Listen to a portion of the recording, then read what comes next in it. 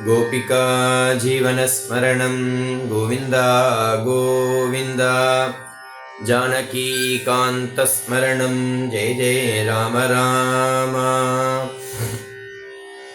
आदिपराशक्ति माता की जय।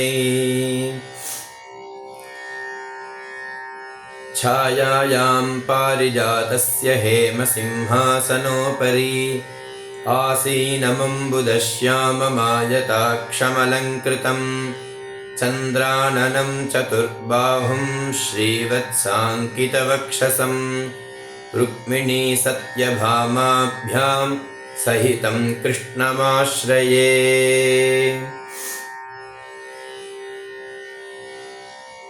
விஸ்வாவசநாம சம்வத்சரத்து இன்னைக்கு பேசின்றிருக்கிற நாள் நவம்பர் 15ஆம் நாள்.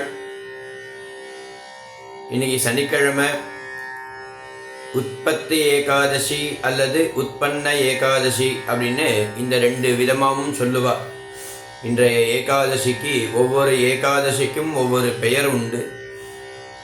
அந்த சம்பிரதாயமாக இன்னைக்கு உற்பத்தி ஏகாதசி அல்லது உற்பன்ன ஏகாதசி, அதாவது ஏகாதசி திதி அப்படிங்கிறது இன்னிலிருந்து தான் உற்பத்தி ஆறுது அப்படின்னு சொல்றது. இதுக்கு சரித்திரங்கள்லாம் இருக்கு, கதைகள்லாம் இருக்கு. இந்த சுக்லபக்ஷ ஏகாதசி, கிருஷ்ணபக்ஷ ஏகாதசி அப்படிலாம் சொல்றோம் இல்லையா, அந்த ஏகாதசிலாம் எப்போ வர்றது, எப்படி வர்றதுன்னு இந்த திதியை வச்சுட்டு தான் எப்போ வர்றதுன்னு நிர்ணயிக்கிறோம். ஏன்னா இன்னைக்கு தான் முதல்ல ஏகாதசி அப்படிங்கிற ஒரு விரதம் உற்பத்தி ஆறுது. அது எப்படி உற்பத்தி ஆறுது அப்படின்னாக்க, முன்பு ஒரு காலத்தில் முராசுரன் அப்படின்னு ஒரு அசுரன் இருந்தான். அவன் பிரம்மாதி தேவதைகளை தோக்கடிக்க வச்சான். இந்திரன், பிரம்மா, மற்ற தேவதைகள் எல்லாரும் அவன்கிட்ட சண்டை போட முடியாம தோற்று போய், அதாவது ஏன் சண்டை வந்தது அப்படின்னாக்க, தேவலோகம் எனக்கு வேணும் அப்படின்னு அவன் சண்டை. இங்க உள்ள மாதிரி தான் அங்கேயுமே உண்டு. தேவலோகத்திலையுமே எலெக்ஷன் உண்டு, நாமினேஷன் உண்டு, எல்லாமே உண்டு. அந்த முராசுரனுக்கு தேவலோகம் வேணும் அப்படிங்கிறதுனால எல்லாரோடையும் சண்டை போட்டு, இந்த இந்திராதி தேவதைகள் யாரையுமே இந்த முராசுரனை ஜெயிக்க முடியல. அப்படி அபாரமா அவன் சண்டை போடுறான். அபாரமான பலசாலி அவன். அப்படி சண்டை போட்டுட்டே இருக்கும் பொழுது பிரம்மாதி தேவதைகள், இந்திராதி தேவதைகள் எல்லாரும் போய் பரமேஸ்வரன்ட்ட முறையிட்டா. தேவலோகமே அழிஞ்சு போயிடும் போல இருக்கு, நாங்கெல்லாம் பூலோகத்துக்கு வந்தாச்சு, மனுஷா மாதிரி தான் இருக்கோம், நாங்கெல்லாம் தேவலோகத்துல உள்ள சௌக்கியங்கள் கிடையாது, ஏன் இது மாதிரி இருக்கு அப்படின்னு பரமேஸ்வரன் கேட்கும் பொழுது, இந்த முராசுரன் தான் எங்களை எல்லாரையும் தோக்கடிச்சிட்டான், அவன் ஜெயிச்சுட்டான், நாங்கெல்லாம் தோத்து போயிட்டோம் அப்படின்னு பரமேஸ்வரன்கிட்ட போய் சொல்ல, பரமேஸ்வரன் சொன்னார், இது என்னால் ஆக வேண்டிய காரியம் கிடையாது, நேராக மகாவிஷ்ணு கிட்ட போங்கோ அப்படின்னு சொல்லி, அந்த பரந்தாமன் எந்த லோகத்துல இருக்கானோ, அந்த கிருஷ்ண பரமாத்மா எந்த லோகத்துல இருக்கானோ, ஸ்ரீமன் நாராயணன் எந்த லோகத்துல இருக்கானோ அந்த லோகத்தை நோக்கி, அதாவது வைகுண்டத்தை நோக்கி இந்த தேவதைகள்லாம் போய் விஷயத்தை சொன்னான். வைகுண்டத்துல பகவான் எப்படி இருக்கான் அப்படின்னாக்க, பார்க்கடல்ல சௌக்கியமா படுத்துட்டு இருக்கான். மகாலட்சுமி பாத சேவை பண்ணி ஆதிசேஷ தல்பத்துல பார்க்கடல்ல பகவான் சௌக்கியமாக இருக்கும் பொழுது, இந்த பிரம்மாதி தேவதைகள் எல்லாரும் போனா, இந்திராதி தேவதைகள் எல்லாரும் போய் மகாவிஷ்ணுட்ட போய் சொல்றா, முராசுரன்னு ஒரு அசுரன் இருக்கான், அவனோட எங்களால சண்டை போட்டு ஜெயிக்க முடியல, நாங்கெல்லாம் தோத்து போயிட்டோம், அவன் ஜெயிச்சுட்டான், தேவலோகமே இப்ப அழிஞ்சிடும் போல இருக்கு, நாங்க எல்லாரும் மனுஷா மாதிரி பூலோகத்துல சஞ்சரிக்கிறோம், எங்களை நீங்க தான் எப்படியாவது காப்பாத்தனம், பரந்தாமா ஜெகநாதா ஸ்ரீகிருஷ்ணா, ஸ்ரீகிருஷ்ண கோவிந்த ஹரே முராரே, ஹே நாத நாராயண வாசுதேவா அப்படின்னு அவள்லாம் உத்கோஷம் பண்ண, மகாவிஷ்ணு ஆதிசேஷத்திலிருந்து எழுந்து என்ன ஆச்சு, என்ன நடந்தது அப்படிங்கிற விஷயத்தெல்லாம் கேட்டு, அவளும் நடந்த விஷயங்கள்லாம் சொல்லி தேவலோகம் வேணும்னு அவன் சண்டை போட்டான். நாங்கள் எல்லாம் தரமாட்டோம்னு சொன்னோம். என்னை யார் ஜெயிக்கிறேளோ அவ தேவலோகத்தை எடுத்துக்கோங்கோ, நான் ஜெயிச்சினேன்னா நான் தான் தேவலோகத்தை எடுத்துப்பேன் அப்படின்னு அவன் சொன்னான். நாங்கெல்லாம் ஜெயிக்க முடியல, தோத்து போயிட்டோம்.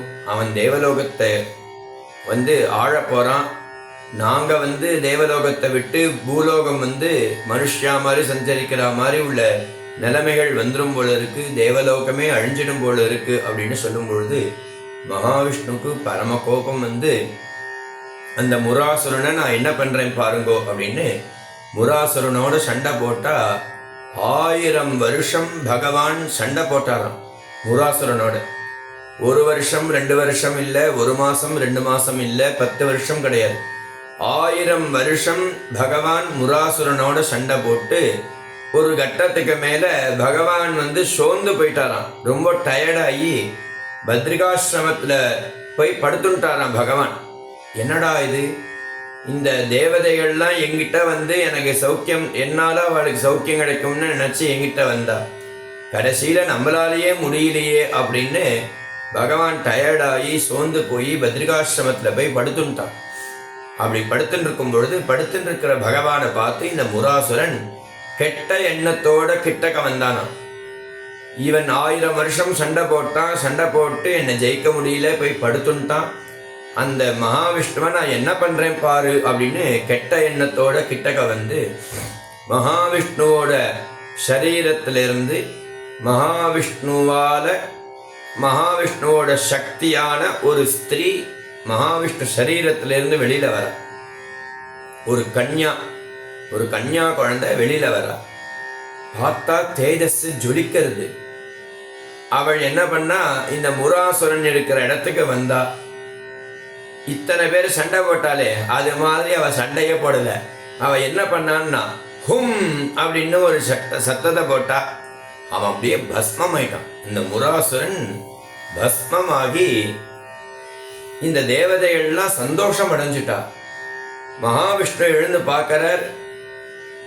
யாருமா நீ, எங்கேருந்து வர அப்படின்னு கேட்கும் பொழுது, நான் தங்களுடைய சக்தியான ஏகாதசி அப்படின்னு எனக்கு பேரு, நீ எப்படி முராசுரனை பஸ்மமாக்கின அதோட விளக்கத்தை சொல்லு அப்படின்னு சொல்லி அவளும் நடந்ததெல்லாம் சொன்ன. நீங்க படுத்துட்டு இருந்தேன், கெட்ட எண்ணத்தோட அவன் கிட்டக்க வந்தான், அதனால நான் அவனை ஹும்னு ஒரு சப்தம் போட்டு அவன் பஸ்மமாக்கிட்டான் அப்படின்னு சொல்லி, இந்த தேவதைகளுக்கு க்ஷேமம் கொடுத்த நீ, உனக்கு நான் ஏதாவது வரம் கொடுக்கணும்னு ஆசைப்படுறேன், நீ என்ன வரம் வேணுமோ கேளு அப்படின்னு சொல்ல. நீ யார் அப்படின்னு கேட்கும்போது நான் ஏகாதசி அப்படின்னு சொன்னா. அவள் பேர் ஏகாதசி அப்படின்னு சொல்றான். உனக்கு நான் வரம் கொடுக்கணும், என்ன வரம் வேணும் கேளு அப்படின்னு சொன்னா. என் பேர் ஏகாதசி அப்படின்னு பேரு. என்னுடைய தினத்துல இன்னை முதல் ஆரம்பித்து ஒவ்வொரு ஏகாதசியும், அதாவது சுக்லபக்ஷ ஏகாதசி, கிருஷ்ணபக்ஷ ஏகாதசி, தமிழ்ல சொல்லணும்னா வளர்பிறையில வர ஏகாதசி, தேய்பிறையில வர ஏகாதசி. இந்த ஏகாதசி அன்னைக்கு ஸ்நானம் பண்ணி உபவாசம் இருந்து, உபவாசம் அப்படின்னாக்க உபசமீபே வாசகா உபவாசகா, பகவானுக்கு பக்கத்துல எப்பொழுதும் வாசம் பண்ணணும். இன்றைய ஒரு நாளைக்கு பகவத் சமீபத்துல இருக்கணும் அப்படின்னு அர்த்தம். என்ன அர்த்தம் அப்படின்னாக்கா, பகவத் சமீபத்துல இருக்கணும்னா சும்மா பொழுதுபோக்குக்கா பகவான் பக்கத்துல உட்காந்து யூடியூப் ஷார்ட்ஸ் பார்க்கறது, போனை பார்க்கறது கிடையாது. பகவத் சமீபத்துல உபவாசத்தை இருந்து பகவானுக்கு பக்கத்துல இருந்து விஷ்ணு சஹஸ்ரநாம பாராயணம், விஷ்ணு சஹஸ்ரநாம அர்ச்சனை, ஹரே ராம் ஹரே கிருஷ்ணா சாண்டிங், இது மாதிரி யார் யாருக்கு என்னென்ன தெரியுமோ அதெல்லாம் நம்ம செய்து, இந்த நாள் யார் உபவாசங்கள் இருந்து உங்களை ஆராதனை பண்றாளோ அவளுக்கு நீங்க பரமக்ஷேமத்தை கொடுக்கணும் அப்படின்னு பகவான் வரன் கேட்கறா இந்த ஏகாதசி. பகவான் நான் தரேன்னு சொன்னார். நீங்க தரேன்னு சொன்னா போராது, எனக்கு 3 தடவை சத்தியம் பண்ணணும் அப்படின்னு சொல்றா.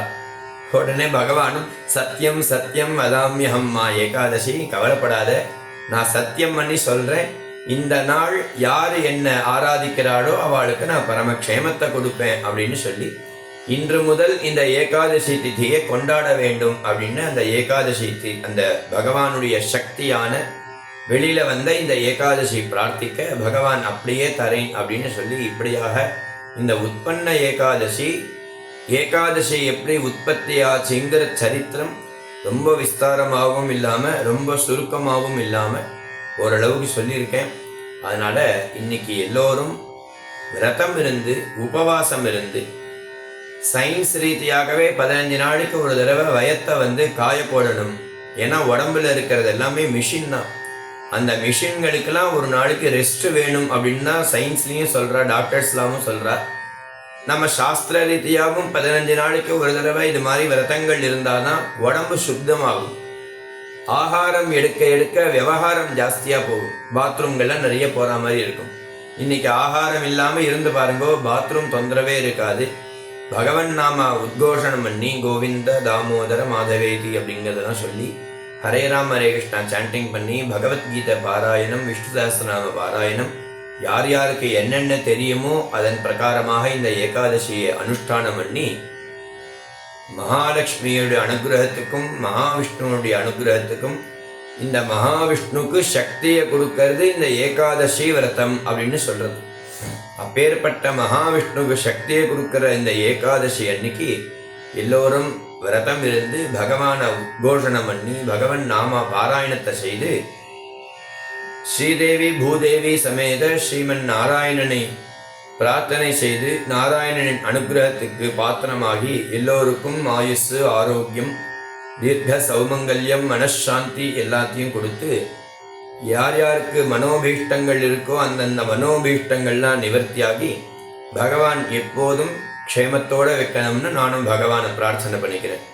ஹரே ராம ராம ராம ஹரே ஹரே, ஹரே கிருஷ்ண கிருஷ்ண கிருஷ்ண ஹரே ஹரே, ஹரே ராம ராம ராம ஹரே ஹரே, ஹரே கிருஷ்ண கிருஷ்ண கிருஷ்ண ஹரே ஹரே, ஹரே ராம ராம ராம ஹரே ஹரே, ஹரே கிருஷ்ண கிருஷ்ண கிருஷ்ண ஹரே ஹரே.